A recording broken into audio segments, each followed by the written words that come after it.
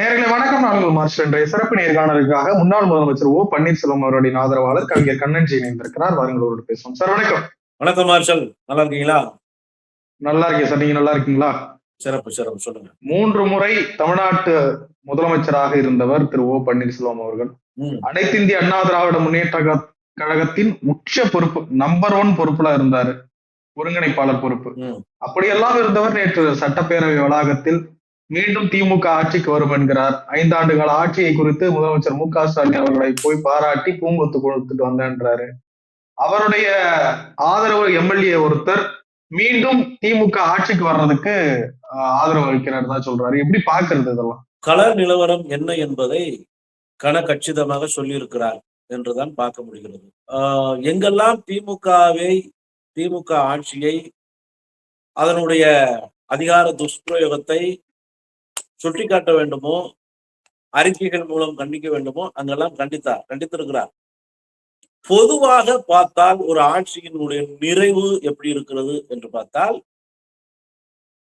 மக்களால், தமிழக வாக்காளர்களால் புறக்கணிக்கப்படவில்லை, ஆட்சிக்கு எதிரான மனநிலை இல்லை, ஆன்டி இன்கம்பன்சியே இல்லை.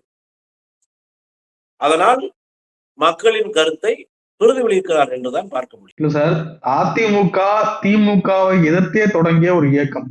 அப்படிப்பட்ட இயக்கத்தில் இருக்கக்கூடிய ஒருவர் இன்றைக்கு ரெட்டலெல்லாம் ஆட்சிக்கு வரணும்னு பேசணும். அதிமுக என்கிற கட்சி எதற்காக உருவாகியது, ஏன் உருவாக்கப்பட்டது?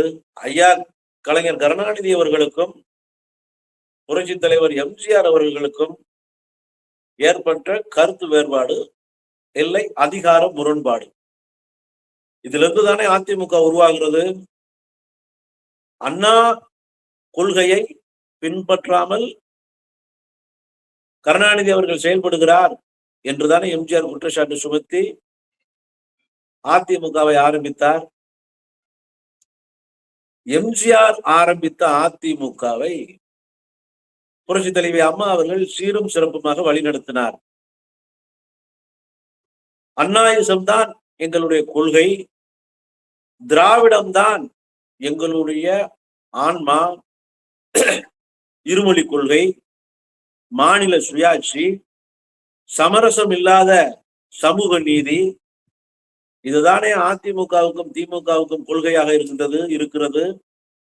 இதில் ஏதாவது ஒன்றை இன்றைக்கு இருக்கிற அதிமுக கடைபிடிக்கிறதா? எடப்பாடிக்கு திராவிடம் என்றால் என்ன என்பது ஏதாவது தெரிகிறதா? அண்ணாயிசம் புரியாது, திராவிட இசம் தெரியாது. இது புரியவும் தெரியவும் தெரியாத ஒரு தற்கொலையை தலைமையாக வைத்துக் கொண்டு அதுதான் அதிமுக என்றால் எப்படி நம்புவது? எடப்பாடியை தலைமையேற்றுக் கொண்டால் அடிமையை எப்படி அதிகார மையத்திற்கு கொண்டு வர முடியும்? எந்த திராவிடத்தை காக்க வேண்டும், அண்ணாயிசத்தை நோக்கமாக கொள்ள வேண்டும் என்று சொன்ன புரட்சி தலைவர், தொண்டனுக்குத்தான் முழு அதிகாரம், தொண்டன் தான் தலைமையை தேர்ந்தெடுப்பான் என்று சொன்ன புரட்சி தலைவர் விதியை எடப்பாடி திருத்தி விட்டார், கட்சியை கபலீகரம் செய்து விட்டார். அம்மாவிற்கு கொடுத்த பொறுப்பை தனக்கான பொறுப்பாக மாற்றிக்கொண்டார். இன்றைக்கு அதிமுக அண்ணா திராவிட முன்னேற்ற கழகமாக இல்லை, அது எடப்பாடியை முன்னிலைப்படுத்தும், எடப்பாடியை தாங்கி பிடிக்கும் எடப்பாடி திராவிட முன்னேற்ற கழகமாக. எடப்பாடி திராவிட முன்னேற்ற கழகம் கூடக்கூடாது, எடப்பாடி திருட்டு முன்னேற்ற கழகமாகத்தான் அது மாறி இருக்கிறது. அதனால் அது அதிமுகவே இல்லை. என்றைக்கு ஐயா ஓபிஎஸ் அவர்கள் மாண்புமிகு முதலமைச்சரை சந்தித்தாரோ, சந்தித்து திமுக ஆட்சி மீண்டும் வரும் என்று சொன்னாரோ, எந்த புரட்சி தலைவர் எம்ஜிஆர் மீண்டும் அதிமுகவை திமுகவுடன் இணைக்க வேண்டும் என்று விரும்பினாரோ, அந்த புரட்சி தலைவரின் கனவை இன்றைக்கு பொறுமை தலைவர் ஐயா ஓபிஎஸ் நனவாக்கி கொண்டிருக்கிறார். நிச்சயமாக எம்ஜிஆரின் ஆன்மா அதிமுகவை திமுகவுடன் இணைக்கும் போதுதான் சந்தோஷப்படும், சாந்தப்படும். அண்ணா திராவிட முன்னேற்ற கழகம் இனி அண்ணா கண்ட திராவிட முன்னேற்ற கழகத்தில் இணைத்து வைக்கப்படும். இல்ல, ஓபிஎஸ் அவர்கள் போய் திமுகவில் இணைகிறாரு, அதெல்லாம் சொல்ல ஒரு செய்தியா புரிஞ்சுக்கலாமா? திராவிடம் காக்கப்பட வேண்டும். தேசியம் என்பது பேச்சுத்தான், ஆனால் திராவிடம் தான் மூச்சு. தேசியத்தின் பெயரால் மதவாதத்தை அனுமதிக்க கூடாது. தேசியத்தின் பெயரால் மாநில சுயாட்சி கபலீகரம் செய்யப்படக்கூடாது. தேசியத்தின் பெயரால் மாநில அந்தஸ்து குறைந்து விடக்கூடாது. கூட்டணிக்கு இணங்கினோம், இணைந்து பயணித்தோம். ஓபிஎஸ் ஐயா அவர்களுக்கு தனக்கான மான அவமானத்தை கூட தாங்கி கொண்டார். எவ்வளவோ கடினமான சூழ்நிலைகளை கூட கடந்து வந்தார். ஆனால் போரை போக்க பார்த்தால் போகிற போக்கு இது ஓபிஎஸ் ஐயாவுக்கு வைத்த செக்கோ எடப்பாடிக்கு வைத்த செக்கோ அல்ல.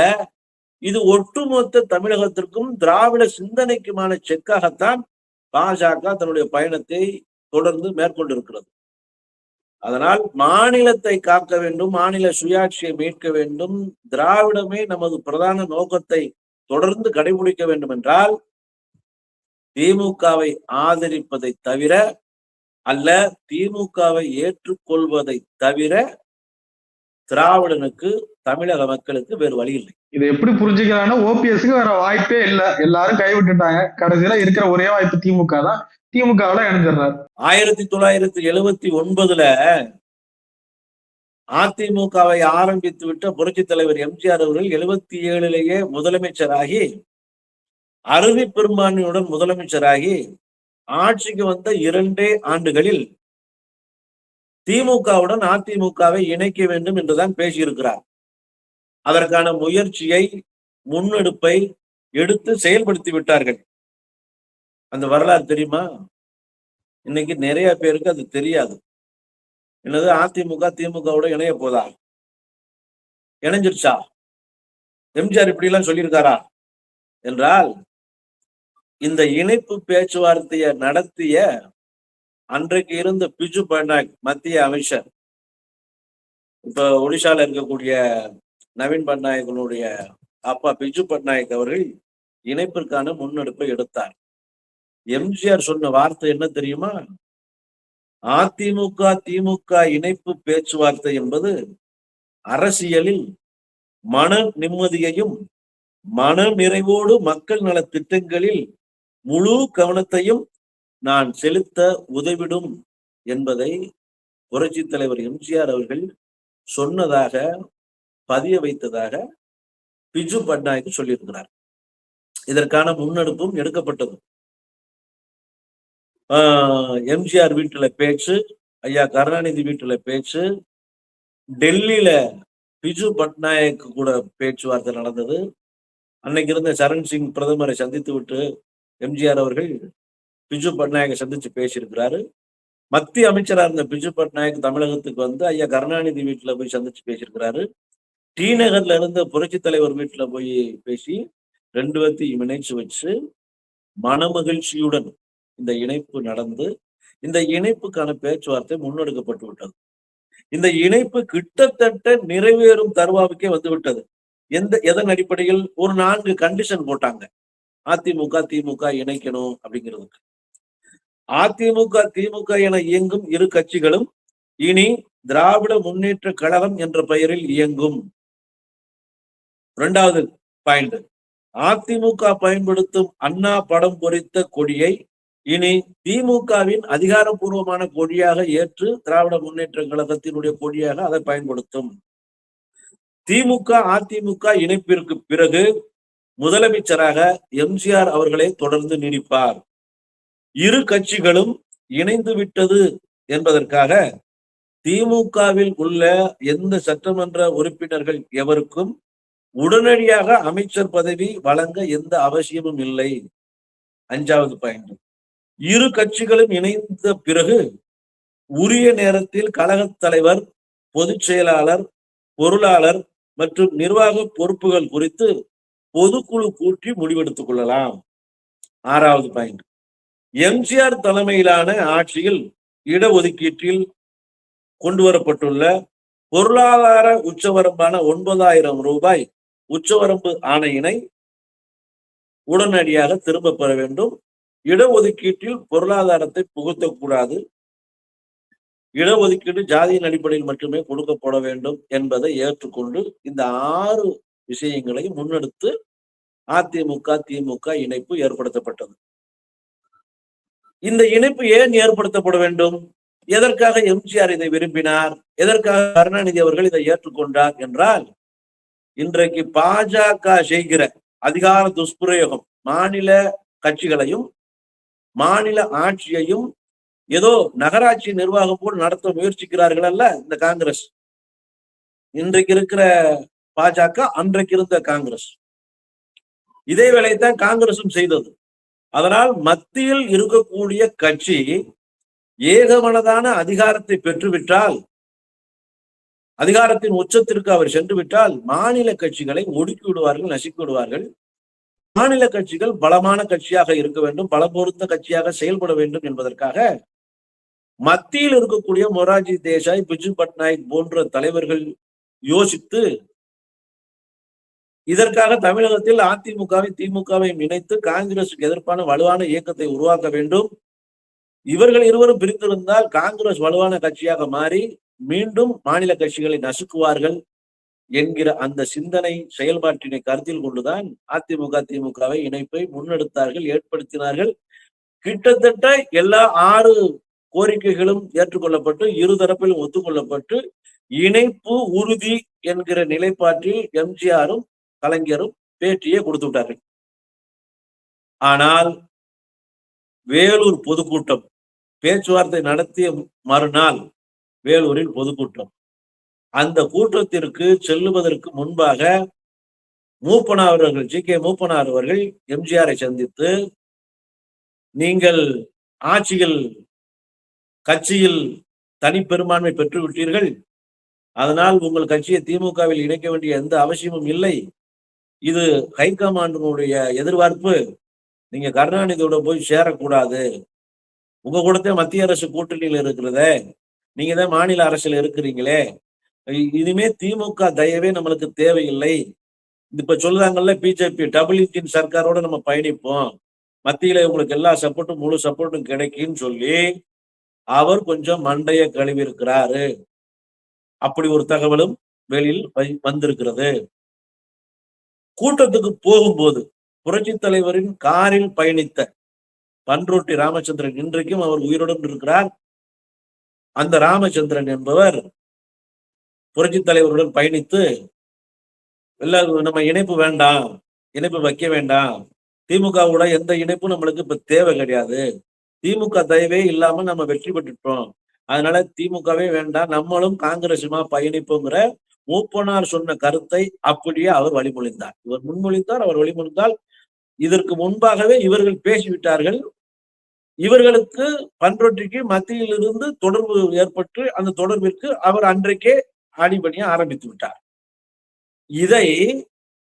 இதையும் தாண்டி எம்ஜிஆர் யோசித்த பொழுது கூட்டத்திற்கு முன்பாகவே திமுகவினரால் தாக்கப்பட்டார்கள் அதிமுகவினர் என்று சண்டையை உண்டாக்கி, அந்த சண்டையின் மூலம் பலருக்கு மண்டை உடைக்கப்பட்டு, அந்த மண்டை உடைப்பிற்கு திமுகவினர் தான் காரணம் என்று சொல்லி எம்ஜிஆருக்கு மனமாற்றத்தை ஏற்படுத்தியவர், மீண்டும் கருணாநிதி மீதும் திமுகவினர் மீதும் கோபத்தை உண்டாக காரணமாக இருந்தவர் இன்றைக்கு இருக்கிற பன்ருட்டி ராமச்சந்திரன் தான் என்பதை நான் பகிரங்கமாக குற்றச்சாட்டை சுமத்துகிறேன். இதை அவரிடமே கேளுங்கள். நான் வேற யார்கிட்ட இருந்து தகவல்களை கேட்டு சொல்லவில்லை. இந்த தகவலை இப்படித்தான் நான் கெடுத்தேன் என்பதை நாங்கள் தனி அறையில் உட்கார்ந்து பேசும்போது அவரே இதை என்னிடம் பதிய வைத்திருக்கிறார். திமுக அதிமுக கூட்டணியை நான் தான் கெடுத்தேன், என்னால் தான் கெடுக்கப்பட்டது என்பதை அவரே சொல்லி இருக்கிறார். அவர் சொன்னதற்கு, என்னிடம் நேரடியாக சொன்னதற்கு, சென்னையில் இருக்கக்கூடிய அம்பிகாபதி, ரெட்சன் அம்பிகாபதினு இருக்கிறாரு, எங்க கட்சியில மாவட்ட செயலர் இருக்காரு, ஃபாஸ்டாக் நிறுவனத்தினுடைய ஓனரு, அவர் சாட்சி. இப்படி எதற்கு இப்படி செஞ்சீங்க ஐயா, ஏன் இப்படி அன்னைக்கே ஒண்ணு சேர்ந்திருக்கலாம்லே, திராவிட இயக்கம் ஒன்றா இருந்திருக்குமேன்னு கேட்டதற்கு, இல்ல கருணாநிதி எல்லாம் நம்பி நம்ம ஒண்ணு சேர முடியாது, ஏற்கனவே கருணாநிதி எம்ஜிஆர் நல்ல நண்பர்கள், அவங்க 2 பேரும் ஒண்ணு சேர்ந்துட்டாங்கன்னா நாங்கெல்லாம் மந்திரி சபையில நீடிக்க முடியாது. நானே கருணாநிதியை பகிர்ந்துட்டு தான் எம்ஜிஆர்ட்ட வந்தேன். இப்ப மீண்டும் நான் இப்ப எம்ஜிஆர் செகண்ட் பொசிஷன்ல இருக்கிறேன். கருணாநிதி வந்துட்டா கருணாநிதி நம்பர் 1 ஆயிடுவாரு, கருணாநிதி பேச்சத்தான் எம்ஜிஆர் கேட்பாரு. அதனால எம்ஜிஆரை எப்படியும் கருணாநிதி கூட்டத்துல போக வச்சிடக்கூடாதுன்னு காங்கிரசுக்கு தகவல் கொடுத்தது நான் தான். இப்படி ஒரு திட்டத்தை வகுத்து எம்ஜிஆரை மீண்டும் திமுகவோட இணைக்க விடாம கெடுத்தது நான் தான் சொன்னவரு. இன்னைக்கு ஓபிஎஸ் அத்தியாயம் முடிஞ்சிச்சுன்னு சொன்னார்ல ஐயா பண்ருட்டி ராமச்சந்திரன். அன்னைக்கு திமுக அதிமுகவின் இணைப்பின் அத்தியாயத்தை முடித்து வைத்தவர் பண்ருட்டி ராமச்சந்திரன். அந்த இணைப்பு அத்தியாயத்தை முடித்து வைத்த பண்ருட்டி ராமச்சந்திரன் இன்னும் உயிரோடு இருக்கிறார். ஓபிஎஸ் அத்தியாயம் முடியவில்லை. மீண்டும் அதிமுக திமுக இணைப்பை ஏற்படுத்துவதற்காக காலம் தந்த பாடம்தான் ஓபிஎஸ். புரட்சி தலைவர் அன்று கண்ட கனவை இன்று நனவாக்க, திமுக அதிமுகவின் இணைப்பை நனவாக்க போகிறவர் ஐயா ஓபிஎஸ் தான் என்பதை எல்லோருக்கும் சொல்லிக் கொள்வது மாதிரி தனிப்பட்ட முறையில் ஐயா பண்ருட்டியாருக்கும் சொல்லிக் கொள்கிறேன். இல்ல சார், இப்போ போய் மு.க. ஸ்டாலின் அவர்கள் தலைமையை ஏற்கிறத உங்க கூட இருக்க தொண்டர்கள் ஏத்துப்பாங்களா? திமுகவில் இருந்துதானே அதிமுக வந்தது. சித்தாந்தம் அடிப்படையில் திமுகவும் அதிமுகவும் ஒன்றுதானே. எங்க தொண்டர்கள் ஏற்றுக்கொண்டதன் காரணமாகத்தானே இந்த முடிவையை எடுக்க வேண்டிய தேவை ஏற்படுகிறது. இன்னொன்று, பழனிசாமியுடன் சேர்ந்து பாஜகவுக்கு அடிமையாக இருப்பதை விட திமுகவுடன் இணைந்து திராவிட சித்தாந்தத்தில் சுயமரியாதையோடு செயல்படலாமே. அதுதானே நமக்கு அழகு. அடிமை சாசனம் எழுதி கொடுப்பதா முக்கியம்? அதுவும் அதிமுகவே அடிமைப்படுத்தி விட்டு, அதிமுகவின் நோக்கத்தையே சிதைத்து விட்டு, இப்பொழுது அதிமுக என்ற ஒரு கட்சி புரட்சி தலைவர் கட்சியாக இருக்கிறதா? புரட்சி தலைவி அம்மா செயல்படுத்திய கட்சியாக இருக்கிறதா? எல்லா முடிவையும் பாஜக எடுக்கிறது. அதிமுகவின் தலைமையிடமாகவே டெல்லியில் அமித்ஷா வீடுதான் மாறிவிட்டது. இதனுடன் பயணிங்கள், உங்களை 3 முறை முதலமைச்சர் ஆக்கியது இந்த இயக்கம் தானே, உங்களுக்கு முகவரி தந்தது இந்த இயக்கம் தானே, உங்களை அடையாளப்படுத்தியது இந்த இயக்கம் தானே என்று சொல்லுகிறவர்கள் ஒன்றை சொல்லிக் கொள்கிறேன். அப்படி அடையாளப்படுத்தப்பட்ட ஐயா ஓபிஎஸ் புரட்சி தலைவரின் சிந்தனைக்கு எதிராக செயல்பட்டிருக்கிறாரா? புரட்சி தலைவி அம்மாவின் பார்வைக்கு மாறாக பயணித்திருக்கிறாரா? புரட்சி தலைவி அம்மா உயிருடன் இருக்கிற வரை விசுவாசத்தின் விளக்கமாக இருந்தார். புரட்சி தலைவி அம்மா மறைந்ததுக்கு பிறகும் அதிமுகவே கதி என்று கிடந்தார். புரட்சி தலைவி அம்மா இல்லை என்று தெரிந்தும் கூட எல்லோரையும் இணைத்து பயணிக்க வேண்டும் என்றுதான் விரும்பினார். எல்லோருக்கும் அதிமுகவில் உரிமை உண்டு, அதிமுக தொண்டனும் தலைமையாகலாம் என்கிற விதியை எப்படி புரட்சி தலைவர் தொடர்ந்தனாரோ, புரட்சி தலைவி அம்மா தொடர்ந்து கடைபிடித்தாரோ, அதை நாமளும் செயல்படுத்த வேண்டும் என்று தானே பயணித்தார். அவரை அவமானப்படுத்துவது, பாட்டிலை கொண்டு எறிவது, தரக்குறைவான வார்த்தைகளால் பயன்படுத்தி அவரை திட்டுவது, கட்சியை விட்டு காலி செய்தேன் என்று கூறுவது, எந்த சூழ்நிலையும் அவரை கட்சியில் சேர்க்க மாட்டேன் என்று சொல்லுவது. நான் ஒன்று கேட்கிறேன், கட்சியிலிருந்து அவரை நீக்கிவிட்டீர்கள், உங்களுக்கும் அதிமுகவிற்கும் சம்பந்தம் இல்லை என்று சொல்லிவிட்டீர்கள். பிறகு என்ன இதுக்கு கோபம் வருகிறது? என்ன இதுக்கு அவர் மேல் வசைமாறி பொழிகிறவர்களுக்கு அவர் எங்கு சென்றால் என்ன? ஆக ஓபிஎஸ் என்பவர் தான் அதிமுக. அவர் அந்த சிந்தனையிலிருந்து மாறிவிட்டால் அதிமுக என்கிற ஒரு இயக்கமே இருக்காது என்பதற்கு இவர்கள் கொந்தளிக்கிற கொந்தளிப்பே நம்மளுக்கு சாட்சியான பாடமாக தெரிகிறது. அதனால் நான் ஒன்று சொல்லுகிறேன், ஓபிஎஸ் ஐயா எடுக்க போகிற முடிவு அதிமுக திமுக இணைப்பிற்கான இறுதி முடிவாக இருக்கும். இவர் இந்த முடிவை எடுத்ததுக்கு பிறகு அண்ணா திராவிட முன்னேற்ற கழகத்தின் அத்தியாயம், அதாவது புரட்சி தலைவருடைய நோக்கம், புரட்சி தலைவனுடைய செயல்பாடு நிறைவு பெற்றுவிடும். அது திமுகவில் கலந்துவிடும். அண்ணா திராவிட முன்னேற்ற கழகம் அண்ணா கண்ட திராவிட முன்னேற்ற கழகத்தில் முழுவதுமாக தன்னை நிலைநிறுத்திக் கொள்ளும். இனிமேல் அண்ணாயிசம் சொல்லுகிற, அண்ணாவின் கொள்கையை கடைபிடிக்கிற ஒரே இயக்கமாக இந்த இயக்கம் இருக்கும் என்பதில் மாற்றமில்லை, மாற்று கருத்தும் இல்லை. அண்ணா திராவிட முன்னேற்ற கழகம் அப்படின்ற ஒரு கட்சி எடப்பாடி பழனிசாமி தலைமையில இருக்கு. அதிமுகவை ஒருங்கிணைக்க போகிறோம், பிரிந்து கிடக்கிற சக்திகளை ஒருங்கிணைக்க போகிறோம், இப்படி எல்லாம் சொல்லிட்டு இருக்கீங்க. அந்த முயற்சி என்ன? அண்ணா திராவிட முன்னேற்ற கழகம் என்பது எடப்பாடி இருக்கிற வரை வெற்றி பெறாது. எடப்பாடியே தொடர்ந்து அதிமுகவிற்கு தலைமையாக இருந்தால் அதிமுக என்கிற ஒரு இயக்கமே இருக்காது. அது முற்றிலுமாக சிதைந்து அழிந்து ஒழிந்து விடும். கிட்டத்தட்ட 8 தோல்வி எடப்பாடியாகவும் 10 தோல்வி பழனிசாமியாகவும் மாறிவிட்ட எடப்பாடி இனி இந்த தேர்தலோடு 2020 தேர்தலோடு படுதோல்வி பழனிசாமி என்று எல்லோராலையும் அழைக்கப்படுவார். அதிமுக என்பது என்றைக்கு விதியை திருத்தினார்களோ, எம்ஜிஆரின் ஆன்மாவை என்றைக்கு சிதைத்தார்களோ, அம்மாவுக்காக வழங்கப்பட்ட பொதுச் செயலாளர் பதவியை என்றைக்கு பறித்தார்களோ அன்றைக்கே அது உண்மையான அண்ணா திராவிட முன்னேற்ற கழகம் என்கிற தன் நிலையை இழந்து விட்டது. எம்ஜிஆரிடம் இருக்கும்போது இரட்டை இலை வெற்றி இலை, புரட்சி தலைவி அம்மாவிடம் இருக்கும்போது இரட்டை இலை வெற்றி இலை, ஐயா ஓபிஎஸ் அவர்கள் கையெழுத்திடுகிற வரை இருந்த இரட்டை இலை வெற்றி இலை. ஆனால் இன்றைக்கு எடப்பாடி பழனிசாமியிடம் இருப்பது இரட்டை இலை இல்லை, வெற்றி இலை. வெற்றி இலையும் கூட கிடையாது, செத்த இலை. அந்த நிலையில் தான் இருக்கிறது. வெற்றி சின்னமான இரட்டை இலையை தோல்வியின் சின்னமாக மாற்றி எடப்பாடி குழி தோண்டி புதைத்து விட்டார். எடப்பாடி இருக்கிற வரை வெற்றி பெறுவதற்கான வாய்ப்பே இல்லை. அமித்ஷாவுடன் ஆண்டவனவே கூட்டி வந்தாலும் சரி, பாஜக பழனிசாமி அல்ல பரமசிவனையே முன்னிலைப்படுத்தி வந்தாலும் சரி, எடப்பாடி தலைமை இருக்கிற வரை இவர்களுக்கு தொடரும் தோல்விதான் தொடர்ந்து கிடைக்கும்.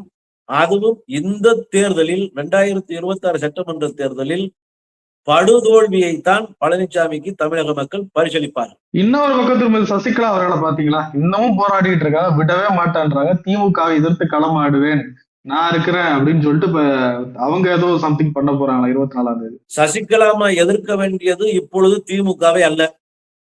சசிகலா அம்மாவுக்கு துரோகம் செய்தவர் யார்?